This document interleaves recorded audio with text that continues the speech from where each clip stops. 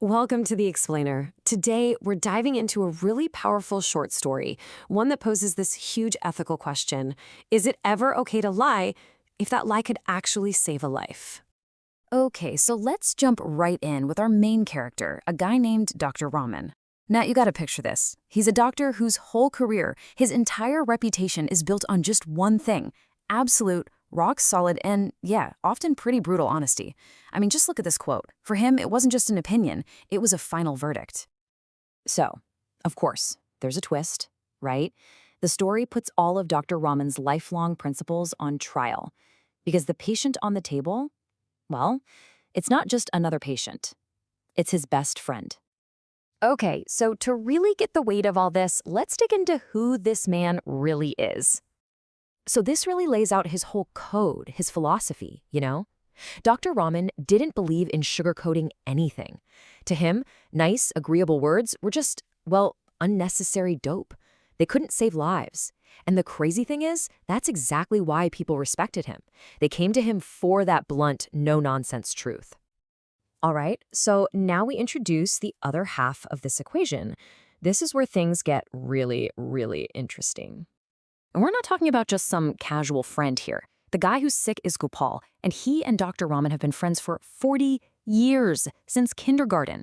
Their bond had survived everything: time, changing circumstances, all of it. So yeah, this isn't just another case file for the doctor. This is basically family. But, of course, there's a huge problem. Dr. Raman finds out, and he is furious about this, that his best friend has been sick for a month and a half. A month and a half. The family didn't want to bother him, so they waited. And now it might be too late. That critical window for treatment, it's pretty much slammed shut. So after this frantic late-night operation, Dr. Raman is staring down a choice that has nothing to do with scalpels or medicine. It's an impossible one. So Gopal wakes up, and he can just feel it. He knows how serious this is. And he looks right at his friend, the doctor, and asks for the one thing he knows he'll get: the straight-up, honest truth. But here's where it gets really messy. The truth isn't simple. See, Gopal has this will he needs to sign. It's the only thing that'll protect his family from financial disaster, from what he calls wolves. But the thing is, he'll only feel the need to sign it if he knows he's dying. And this just lays out the dilemma perfectly, doesn't it? Okay, path number one. He tells the truth. Gopal signs the will, his family is secure, but the shock will almost certainly kill him. Then there's path number two. He tells a lie.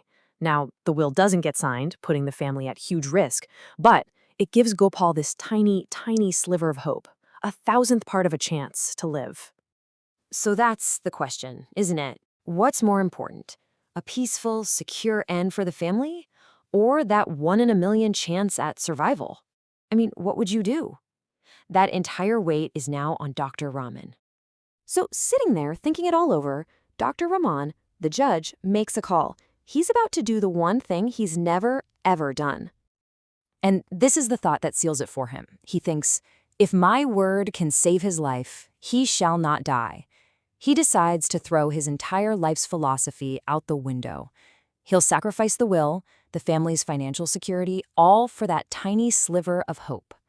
The will be damned. And so he does it. For the very first time in his entire career, he walks back into that room, looks his best friend in the eye, and tells a lie. A complete, calculated, but incredibly hopeful lie. Okay, so what happens after the lie? Well, Dr. Raman is absolutely convinced his friend is going to die that night. I mean, he's so sure that he sends his assistant over with medicine for the final moments. But what happens next? It's just wild. So the lie, which was really just meant to be a comfort, a kindness for a dying man, seems to have had a real physical effect. Gopal just sleeps peacefully. He's got this new glow. And the next morning, Dr. Raman comes in and finds him awake and looking better. Against all medical logic, he's turned the corner. He's on his way to recovery. And get this, even Dr. Raman, the man of cold, hard facts and science, is completely floored. He just can't explain it. He says flat out that how his friend survived will be a puzzle to him for the rest of his life. It makes no medical sense. And that's really the amazing question this whole story leaves us hanging with, right? So what saved him? Was it the lie itself? Was it the hope that the lie created? Or was it just a one-in-a-million miracle? We don't get a neat little answer, and that's the point. It just makes you wonder, can a word, just a simple word, be the most powerful medicine there is? Thanks so much for joining me for this explainer.